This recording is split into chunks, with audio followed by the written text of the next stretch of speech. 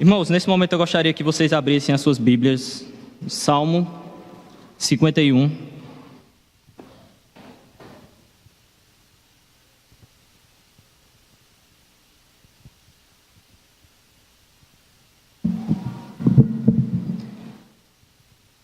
E nós estaremos lendo do verso 1 até o 13. Salmo 51, do 1 ao 13.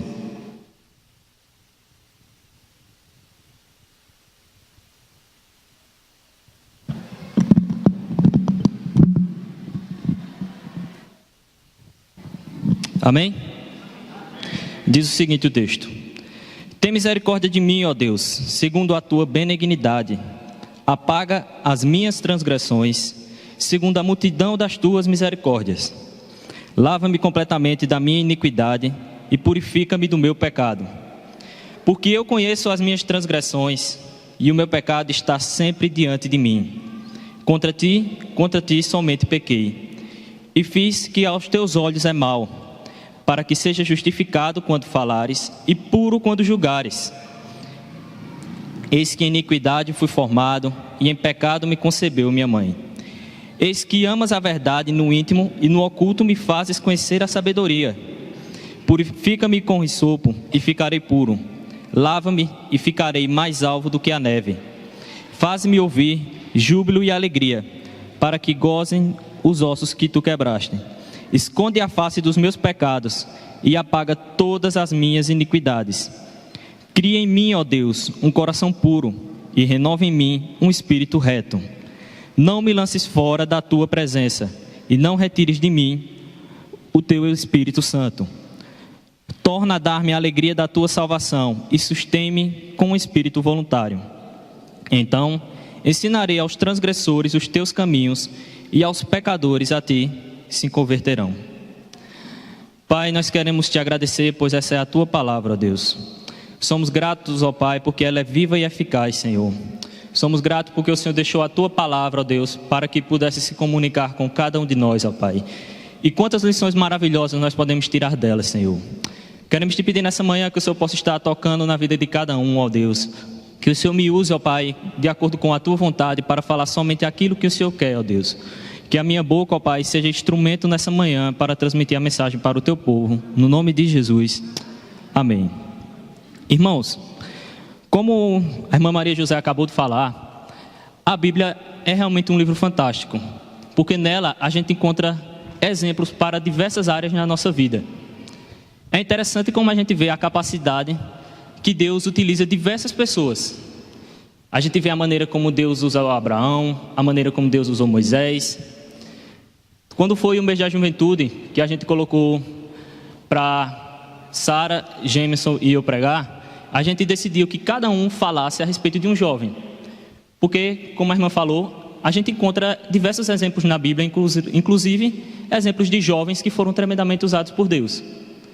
E o interessante é que, além de Deus colocar o relato de como Ele usou essas pessoas, Ele não deixa também de mostrar as falhas dessas pessoas. O interessante é que a gente pensa que todos os homens que a gente vê na Bíblia eram pessoas perfeitas, sendo que eles tinham seus erros, eles tinham as suas falhas. Davi, ele foi um homem que foi chamado o homem segundo o coração de Deus. E a gente vê aqui nesse salmo escrito por ele um relato que aconteceu justamente depois que o profeta Natan chegou conversando com ele. Se vocês quiserem acompanhar, eu não vou ler por inteiro. Lá em 2 Samuel, no capítulo 11, é relatada a história que acho que a maioria daqui da igreja conhece, que é justamente o adultério de Davi com Batseba. Vou resumir essa história para a gente não ter que ler o texto inteiro, mas é mais ou menos o seguinte: estava ocorrendo a batalha, porém Davi diz no verso 1 que ele não foi para o campo de batalha. A gente já percebe o primeiro erro de Davi. A Bíblia não relata qual é o motivo certo de Davi ter ficado em Jerusalém. Mas a gente sabe que era de costume do rei sempre estar com seus exércitos. Era como se fosse a espécie de uma motivação do exército ver a presença do rei ali no meio. Porém, Davi não compareceu à guerra. E, caminhando ele no seu palácio, eis que ele avistou uma mulher nua tomando banho. E essa mulher achou graça aos seus olhos. Ele se encantou com essa mulher e procurou saber quem era. Quando ele mandou saber quem era, disseram a ele: é Batseba, esposa de Urias. E o interessante é que falaram que ela era esposa de Urias. Ou seja, Davi estava consciente que ali era uma mulher casada. E ele mandou que chamasse essa mulher e ele teve relações com ela. Pouco tempo depois, essa mulher engravidou e chegou até Davi e contou a ele. Então Davi mandou chamar Urias. E quando Urias chegou, ele disse: vai até a tua casa, deita, descansa, aproveita um tempo com a tua mulher. Porém, Urias, quando saiu, ele se recusou a fazer isso. E a gente já nota esse contraste entre os dois. Enquanto Davi já negligenciou de estar na guerra, Urias ainda estava com a mente: eu não vou para casa aproveitar, me deitar, estar com minha esposa, enquanto eu sei que meus irmãos, o meu povo, está na guerra. E ele se recusou a ir. E quando foi depois que eles voltaram para a guerra, Davi mandou uma carta para Joabe, dizendo: coloca Urias na frente de batalha, ou seja, naquela linha de frente. Eu acho que muitos aqui já assistiram aqueles filmes de guerra, onde dois exércitos estão batalhando e de repente eles vêm a encontro um do outro. Quem está na linha de frente recebe o impacto todo. Então a possibilidade de morrer é enorme. Então Davi já fez isso na intenção de que realmente isso acontecesse com Urias. E foi o que aconteceu. Pouco tempo depois, chegou a notícia até Davi de que Urias tinha morrido em batalha. Aí ele chamou Batseba e acabou tomando ela como mulher. No próximo capítulo, no capítulo 12, o profeta Natan, ele chega até Davi com uma mensagem. E ele conta primeiro ele conta como se fosse uma espécie de uma história. Ele diz: havia numa cidade dois homens, um rico e outro pobre. O rico tinha muitíssimas ovelhas e vacas, mas o pobre não tinha coisa nenhuma, senão uma pequena cordeira que comprara, criara, e ela havia crescido com ele e com seus filhos. Do seu bocado comia e do seu copo bebia, e dormia em seu regaço e a tinha como filha. E vindo um viajante ao homem rico, deixou este de tomar das suas ovelhas e das suas vacas, para guisar para o viajante que viera a ele, e tomou a cordeira do homem pobre e preparou para o homem que viera a ele. Então o furor de Davi se acendeu em grande maneira, que disse: viva o Senhor, que digno de morte é o homem que fez isso, e pela cordeira tornará a dar quadruplicado, porque fez tal coisa, porque não se compadeceu. Então disse o profeta Natan a Davi: tu és este homem. Então diz o Senhor Deus de Israel: eu te ungi rei sobre Israel, eu te livrei das mãos de Saul, e te dei a casa de teu senhor, e as mulheres de teu senhor em teu seio, e também te dei a casa de Israel e de Judá. Se isso é pouco, mais te acrescentarei tais e tais coisas. Por que então desprezastes a palavra do Senhor, fazendo o mal diante dos seus olhos? Nesse relato, a gente vê justamente Deus mostrando a Davi: Davi, eu te dei tantas coisas. Eu te dei um reinado, te dei riquezas, te dei a oportunidade de você ter várias mulheres. Porém, o que é que Davi fez? Ele escolheu a mulher de Urias. Então, logo após Davi ter recebido essa mensagem, ele escreveu esse Salmo 51, que mostra um relato do coração de um homem arrependido. Após o profeta Natan chegar dizendo, Davi viu o erro que ele cometeu e ele se arrependeu. E esse Salmo 51 é como se fosse a espécie de uma oração. E algo interessante que a gente percebe é que a gente bota na nossa mente que se nós pecamos, então então nós devemos se afastar de Deus. Mas o que Deus sempre chama é o pecador ao arrependimento. Então, se pecou, se achegue mais próximo de Deus. Quando a gente tem a ceia do Senhor aqui na igreja, a gente lê aquele texto de 1 Coríntios capítulo 11. Aí no versículo 28 diz: portanto, que cada um examine a sua consciência, e então coma do pão e beba do cálice. Aí o que é que acontece? As pessoas param e fazem: deixa eu ver o que é que eu fiz esse mês, para poder ver se eu posso tomar ceia. Semana passada, não, isso é besteira. Na outra, isso também. Aí já olha e diz: eita, não, mas isso aqui foi grave, eu não posso. Fica criando uma autoanálise para ver se você é digno, se acha digno de tomar a ceia. Porém, se você se acha digno da ceia, você já não é. Porque a intenção de Deus, quando Ele coloca esse texto, é que você, quando for tomar a ceia, você se apresente diante dEle com o coração arrependido e contrito. Você confessando os seus pecados diante do altar. E Ele diz: e então tome a ceia. Não vai ser longe do corpo de Deus que você vai conseguir a remissão dos pecados. Quando a gente tem a ceia do Senhor, é justamente para fazer com que a gente se lembre do sacrifício de Cristo na cruz. E aquele sacrifício foi para lavar e nos purificar dos nossos pecados. Então, não é porque eu não vou tomar a ceia que eu vou estar longe. Não é, na verdade, longe da ceia que eu vou me livrar dos meus pecados.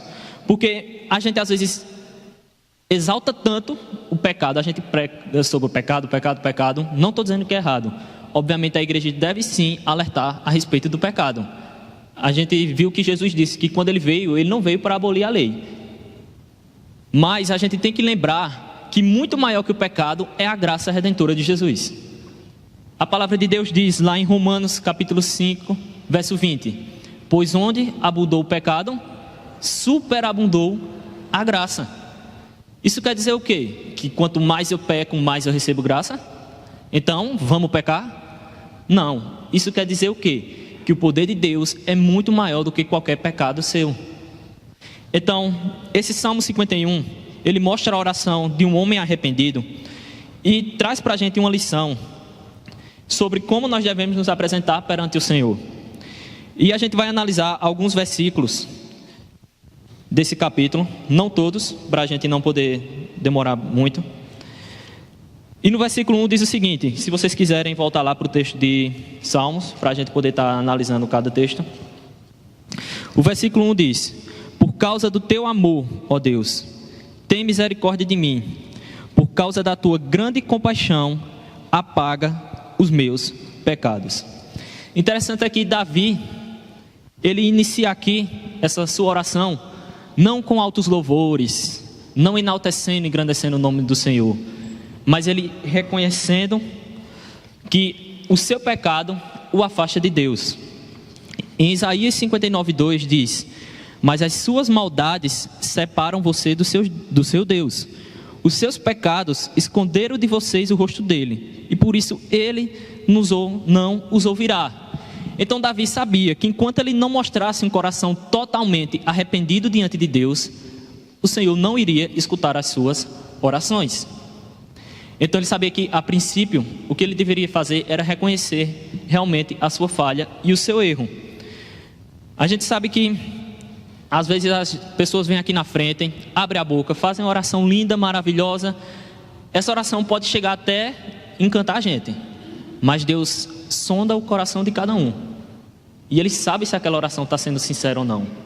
Então não adianta eu abrir aqui minha boca e usar palavras lindas, maravilhosas, se o que tem no meu coração não é uma adoração sincera, não é algo puro, não estou em ligação direta com Deus. Davi, ele conhecia aspectos importantes de Deus. Repare que ele fala: por teu amor, em algumas traduções, por tua bondade e por tua grande misericórdia. Davi, em várias fases da vida dele, ele clamou a Deus, e nisso ele sempre falava os atributos de Deus. Quando ele era perseguido por Saul, ele clamava a Deus por segurança, precisava do Deus da proteção. Quando ele foi lutar contra o gigante Golias, ele clamou a Deus pedindo forças clamou ao Deus que é o Senhor dos exércitos, mas nesse momento ele sabia que ele tinha que clamar ao Deus de infinita bondade e misericórdia, porque era o que ele precisava naquele momento, era que Deus viesse com a sua graça sobre a vida dele. Davi precisava naquele momento da infinita bondade do Senhor, e ele sabia que o Deus a qual ele servia é misericordioso. Ele sabia a bondade que o Deus que ele tinha era gigantesca. Então ele iniciou a sua oração já pedindo por isso, clamando ao Deus de infinita bondade e de misericórdia. Então, irmãos, quando a gente se apresenta perante o Senhor, nós temos que realmente pedir as misericórdias dele sobre as nossas vidas, porque as misericórdias do Senhor são o motivo de não sermos consumidos. E as misericórdias do Senhor se renovam a cada manhã. Então todo dia o Senhor está disposto a perdoar, todo dia o Senhor está disposto a dar misericórdia para cada um dos seus. No verso 2, ele diz: purifica-me de todas as minhas maldades e lava-me do meu pecado. Reparem que Davi utiliza a palavra todas as minhas maldades. Ou seja, ele sabe que Deus é capaz de o perdoar de todos os seus pecados.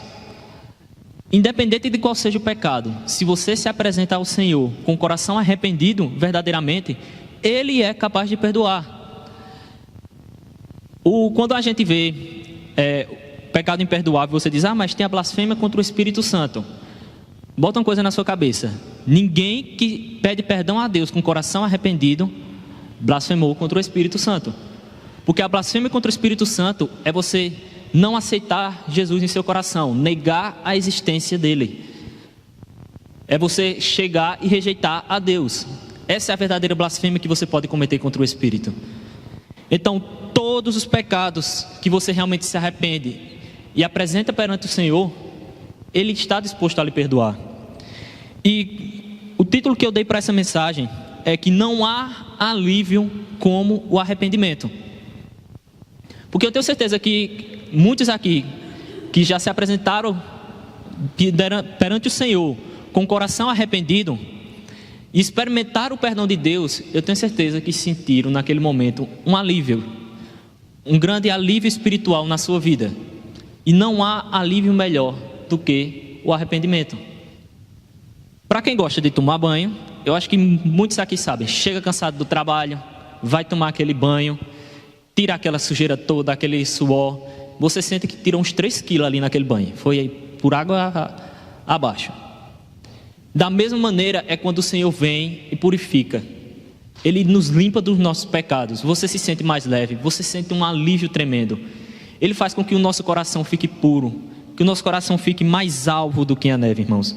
Então, sempre que você se apresentar diante do Senhor, ver esse arrependimento, você vai ver que não há nada melhor do que experimentar esse alívio do perdão de Deus na sua vida. Porém, tem aquela sujeira que você não consegue tirar, aquele pecado que não sai da sua mente. Sabe por quê? Porque você muitas vezes acha que Deus não é capaz de perdoar você daquilo. Você diz: mas meu Deus, o que eu fiz foi tão grave, como é que o Senhor ainda é capaz de me perdoar? Meu irmão, Deus te ama muito. Ele te ama muito, de tal maneira que mandou o seu único filho para morrer por você. E tudo isso para a remissão dos seus pecados. Então, bote na sua cabeça que não existe pecado que o Senhor não possa perdoar na sua vida, porque o amor dele é infinito. O amor de Deus sobrepõe toda e qualquer iniquidade do seu coração. Então não deixe que nenhum pecado lhe aprisione. Não deixe que nada que aconteceu no passado fique lhe acorrentando. Porque se você já pediu perdão a Deus, se seu coração estava diante dele arrependido, Ele já perdoou. Somente você está deixando que isso atrapalhe a sua vida. No verso 4, ele diz: contra ti somente pequei, e fiz o que é mal à tua vista, para que sejas justificados quando falares e puro quando julgares. Para todo mundo que conhece a Deus, experimenta esse relacionamento com Ele, sabe que o pecado é algo que ofende ao Senhor. E a gente, quando conhece a Deus, verdadeiramente, a gente passa a amar Ele, não é verdade? E tenho certeza que cada um aqui não gosta nem de ofender, nem de magoar, nem de entristecer alguém que ama. Você pode fazer isso acidentalmente, mas você não gosta de magoar ou ofender alguém que ama. Então, uma das maiores aflições de quem realmente, verdadeiramente conhece a Deus é saber que o pecado o ofende. E Davi, ele sabia disso, por isso que ele falou: contra ti, somente eu pequei, e eu fiz mal o que era à tua vista, Senhor. A gente muitas vezes pergunta: como eu fui capaz de fazer isso com o meu Deus?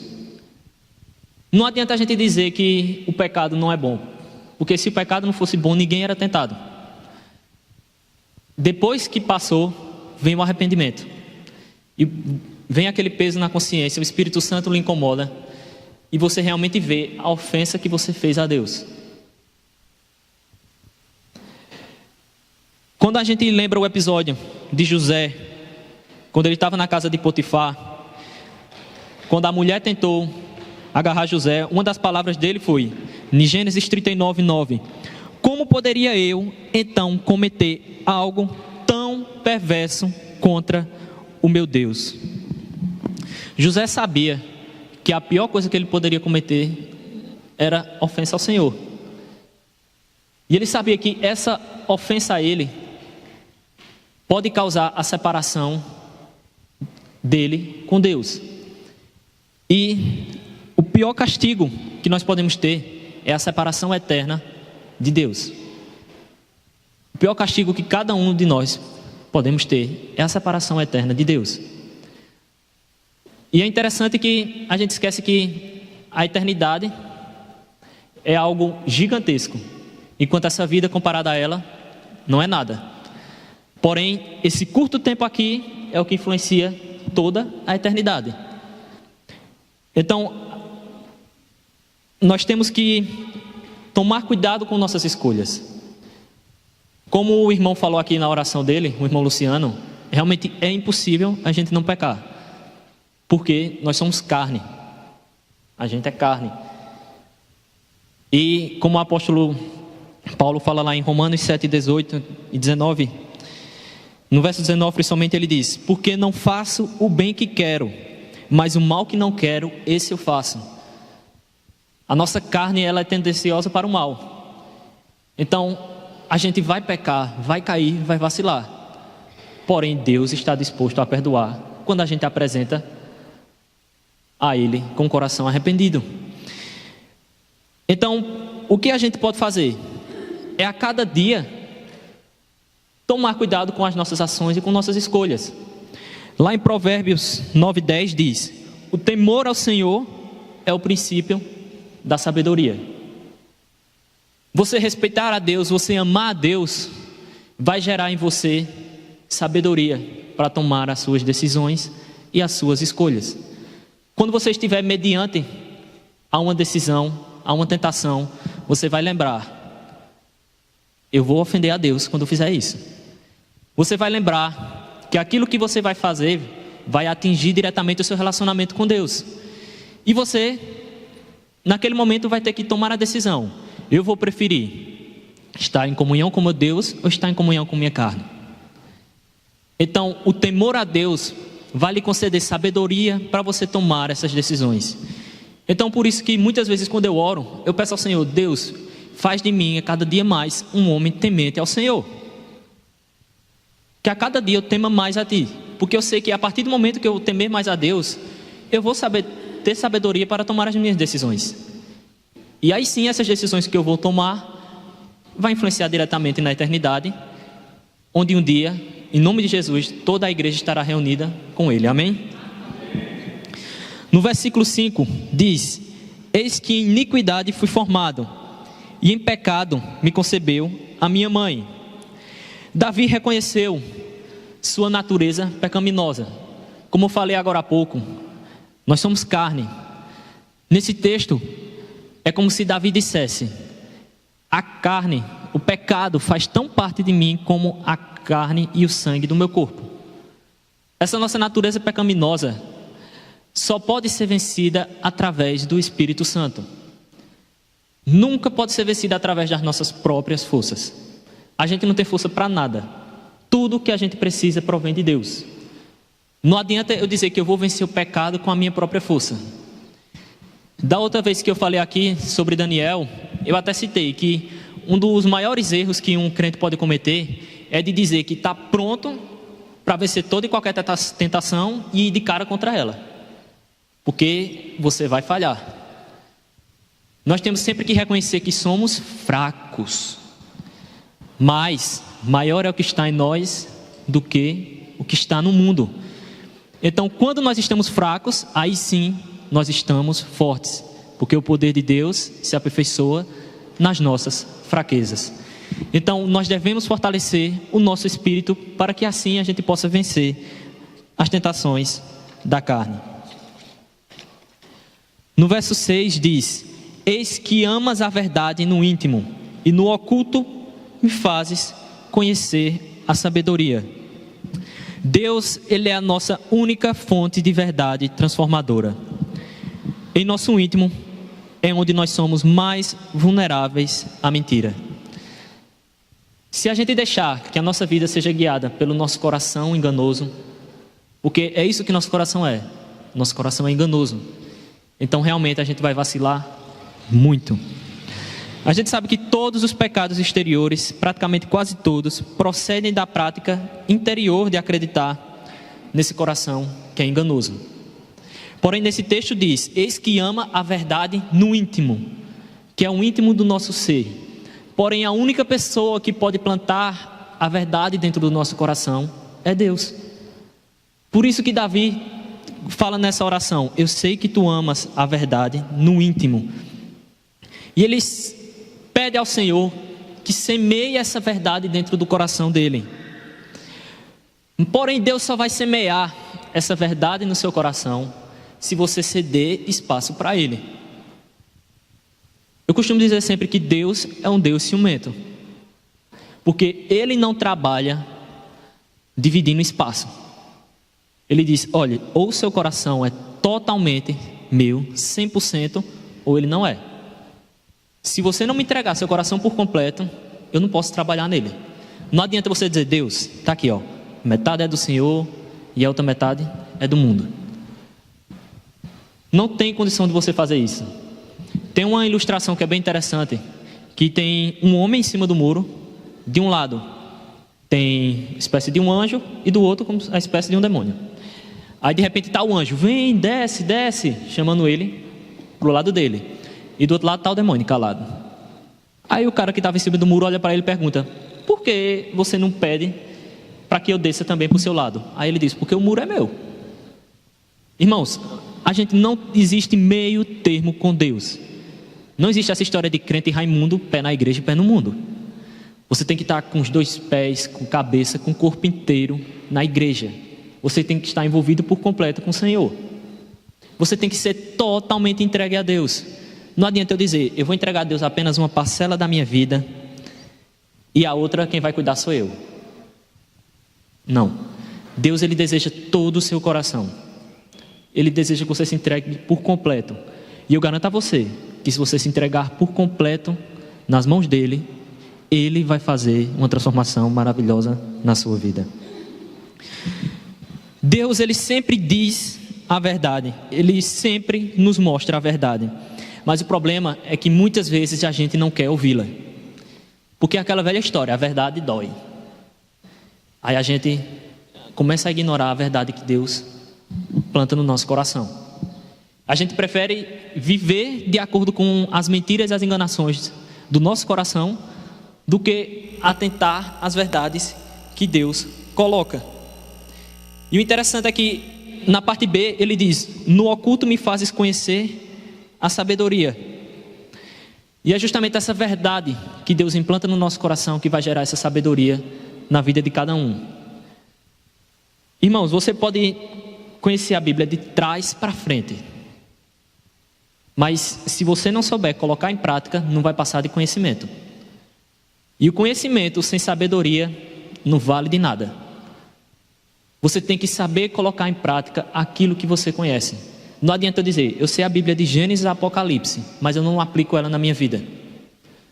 Se sua vida não for guiada pela sabedoria que provém de Deus, então não adianta. Você pode ser o maior teólogo, você pode ter doutorado em teologia, pós-doutorado em teologia, mas se você não viver uma vida regada na verdade de Deus e na sabedoria que Ele lhe concede, então sua vida está tomando o rumo errado.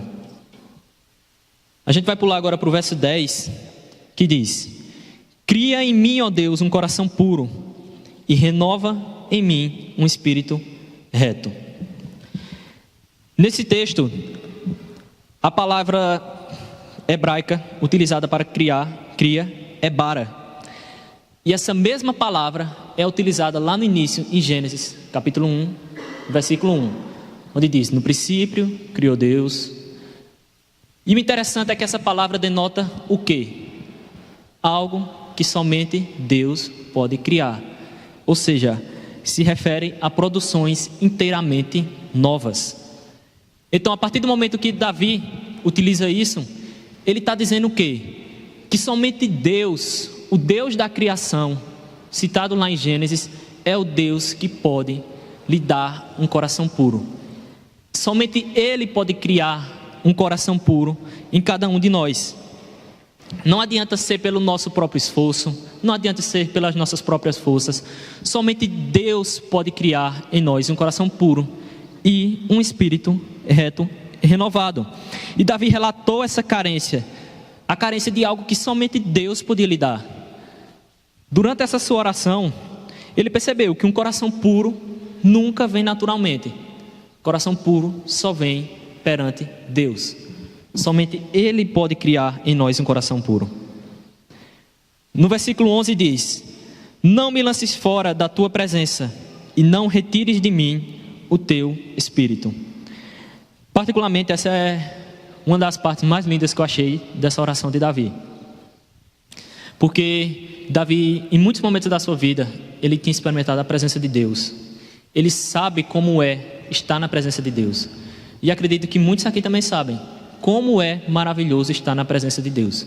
Não existe lugar melhor do que estar na presença de Deus. E por Davi conhecer, por Davi ter essa experiência, ele pediu a Deus: Deus, não me lances fora da tua presença. Era como se Davi quisesse dizer: Deus, pode fazer qualquer coisa comigo, mas não te apartas de mim. Davi sabia que o pior castigo que ele podia ter era viver longe de Deus. Por isso que ele suplicava: Senhor, não se aparte de mim a tua presença, não tira de mim o teu espírito. Isso é algo que a gente deve gravar na nossa mente, porque sempre quando a gente peca, o pecado separa o homem de Deus. Então a gente tem que lembrar dessa consequência. Então temos que nos apresentar perante o Senhor, dizendo: Deus, eu reconheço que eu errei, eu reconheço que eu sou falho, então por favor, me perdoa, crie em mim um coração puro e traz de volta para mim a alegria de estar na tua presença. Nós devemos sempre clamar pela presença do Senhor. Eu tenho certeza que muitos aqui acham maravilhoso estar na presença de Deus. Se não achassem, estariam hoje em casa, agora domingo pela manhã, assistindo televisão, deitado, fazendo seja lá o que for, mas escolheram estar no melhor lugar. No versículo 13, para finalizar, Davi diz: então eu ensinarei aos transgressores os teus caminhos, e os pecadores se converterão a ti. Gente, realmente a gente vê como Deus trabalha, porque quando a gente olha esse versículo, Davi mostra que a pessoa que pecou, se arrependeu, foi renovada, transformada, se torna uma arma poderosa de evangelização nas mãos do Senhor. Não há nenhum evangelista ou mestre melhor do que alguém que se humilhou perante o Senhor, que recebeu o perdão e que agora está renovado. Me diga uma coisa, existe alguém melhor para pregar para uma pessoa que é usuário de drogas do que um ex-viciado? Com certeza não. E a gente vê esses exemplos maravilhosos que a Bíblia mostra. Deus muitas vezes aproveita essas situações que a gente passou e faz com que elas sirvam de exemplo. Tem uma frase que eu gosto muito: preguem o Evangelho sempre. Use palavras se preciso. Nossas vidas devem falar muito mais do que as nossas palavras. As ações que a gente pratica devem servir para o mundo como a Bíblia que eles leem, porque é isso que eles veem. Quando eles olham para a minha Bíblia, a minha vida, eles têm que enxergar Cristo. Quem se entregar aos pés do Senhor tem sempre que dizer que Ele cresça e eu diminua. A nossa vida tem que ser inteiramente para glorificar a Deus. Então, diante dessas coisas que a gente passa, diante dessas situações, a gente adquire experiência, a gente adquire sabedoria. Então Deus utiliza esses meios e faz com que você também ajude vidas. Deus faz com que, através de você, vidas possam ser impactadas. Eu tenho certeza que se a gente for dar o microfone e a oportunidade aqui, muitos vão ter testemunhos incríveis aqui para contar. Transformações, coisas impactantes na vida de cada um. Isso tudo por quê? Porque foi obra de Deus na vida deles e que hoje servem de testemunho para muitos. Então, para finalizar, irmãos, não existe um alívio melhor do que o arrependimento. Quando nós reconhecemos os nossos erros, nos entregamos na mão do Senhor, Ele vai nos renovar, nos restaurar e vai nos dar um coração puro. Ele vai estabelecer novamente a comunhão dele conosco. Nós iremos voltar a sentir a sua presença do nosso lado e vamos nos tornar uma arma poderosa nas mãos dele para o louvor e glória dele. Amém? Então que essa palavra possa ficar nos nossos corações e que a gente lembre de sempre que se nós pecamos, nós não devemos nos afastar de Deus. Pelo contrário, nós devemos nos achegar até Ele com o coração arrependido. Amém?